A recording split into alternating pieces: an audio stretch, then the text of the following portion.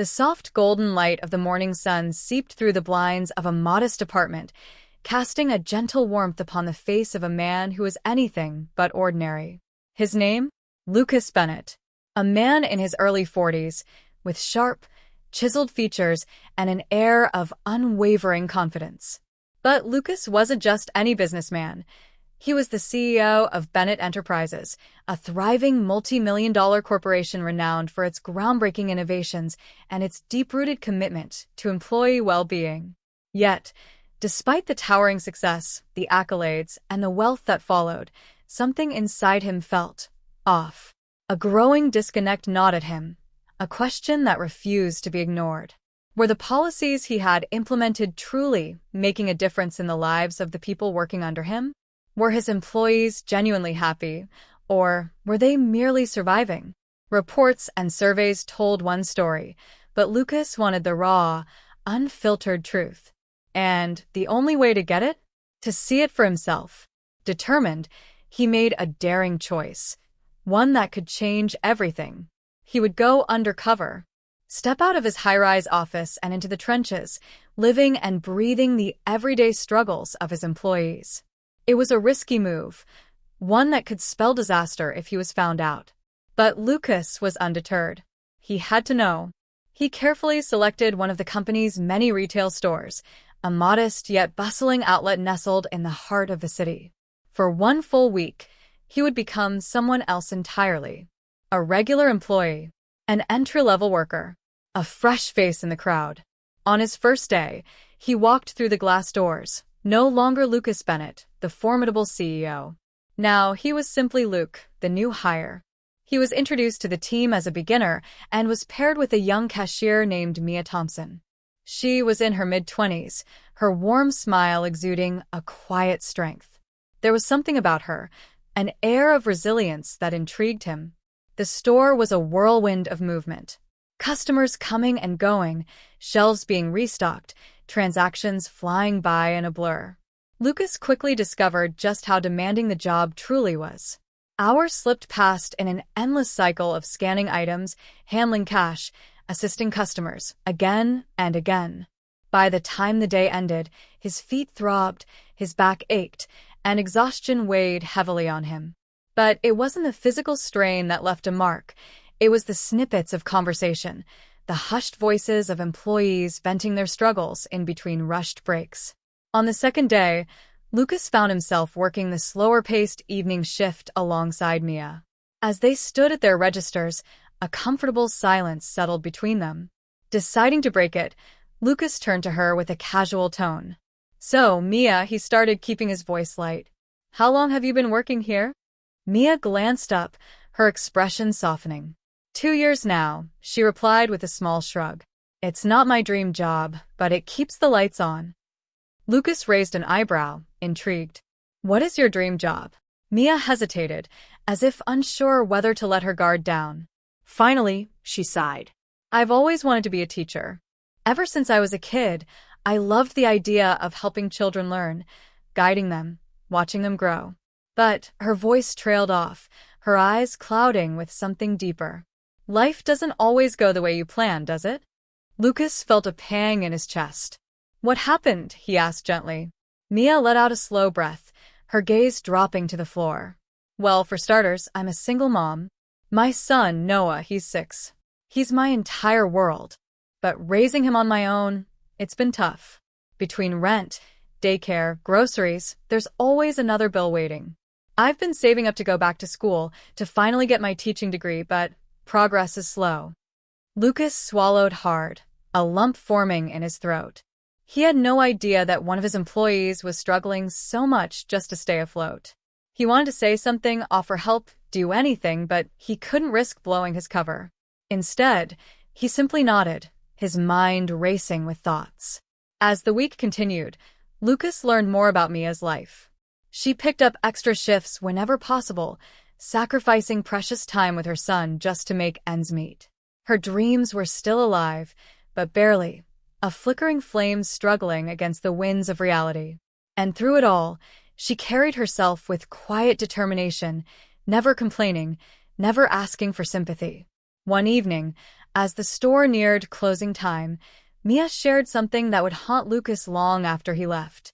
They sat in the break room, sipping on cheap coffee, their conversation drifting to the ever-present challenge of balancing work and family. Sometimes, Mia admitted, her voice barely above a whisper, I feel like I'm failing Noah. I want to give him everything, but I can barely keep up with the basics. There are nights when I just lie awake wondering if I'm doing enough, if I'm being the mom he deserves. Lucas clenched his jaw, his heart tightening in a way he had never felt before. The weight of reality hit him like a freight train. This wasn't just one employee's story. Mia's struggle was likely the struggle of many within his company, people who worked tirelessly to build the empire he had created, yet barely got by themselves. This experience had started as a bold experiment, a way for him to understand the true impact of his leadership. But now, it was so much more. It was a wake-up call. And as he sat there, watching Mia stare down at her coffee cup, he knew one thing for certain. Everything had to change. And he would be the one to change it. The lump in Lucas's throat grew heavier. He had never heard such raw honesty, such unfiltered vulnerability. He wanted so badly to tell Mia that she was doing an incredible job, that her sacrifices were not in vain, that her love and dedication made all the difference in Noah's life. But before he could gather the right words, Mia spoke again. You know what keeps me going? She asked, her voice trembling, her eyes shimmering with unshed tears. It's the thought that one day things will get better. That one day, I'll be able to give Noah the life he deserves. That's what keeps me pushing forward, even when it feels impossible. Lucas was speechless. He had always prided himself on being a compassionate leader, but hearing Mia's story firsthand made him realize just how much more he could be doing. The benefits he had put in place, the policies he had introduced, were they truly enough? Were they making the real impact he had always intended? The week soon came to an end, and Lucas returned to his role as CEO. But he was no longer the same man.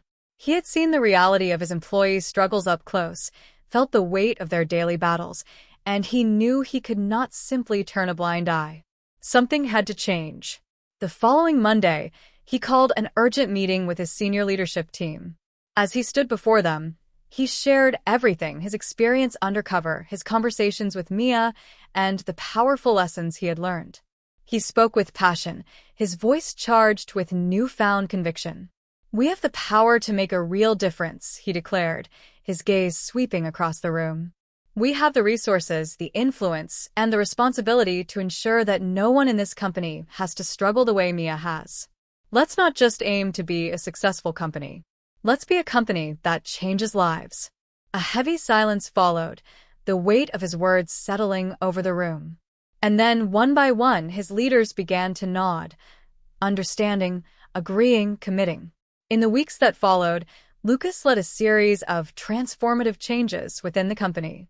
He introduced flexible work schedules, ensuring that parents like Mia had more time for their children. He expanded childcare benefits, lifting a financial burden off the shoulders of many employees. And most importantly, he launched a scholarship program, providing financial support for employees who dreamed of furthering their education. But Lucas didn't stop there. He made it a point to visit the company's stores regularly, not as a CEO, but as a friend, a listener, a supporter. He wanted his employees to know that they weren't just workers. They were valued, seen, and heard. Mia was one of the first to benefit from the new policies. With the help of the scholarship program, she was able to enroll in night classes, finally working toward her teaching degree. The flexible schedule allowed her to spend more time with Noah, and the expanded childcare benefits eased the financial strain she had carried for so long. One evening, as Lucas was preparing to leave the office, his phone buzzed with a message. It was from Mia. A simple note, yet it carried the weight of everything they had been through. Thank you, it read, for seeing me, for hearing me, for giving me a chance to dream again. You've changed my life, and I'll never forget it. Lucas smiled, a deep sense of fulfillment washing over him. He had set out to understand the struggles of his employees, but in the process, he had rediscovered his own purpose. He had learned that true success wasn't measured by profits or accolades. It was measured by the lives you touched, the dreams you helped bring to life, and the hope you inspired in others. As he stepped out into the night, the city lights twinkling like stars above him, Lucas knew one thing for certain. This was just the beginning.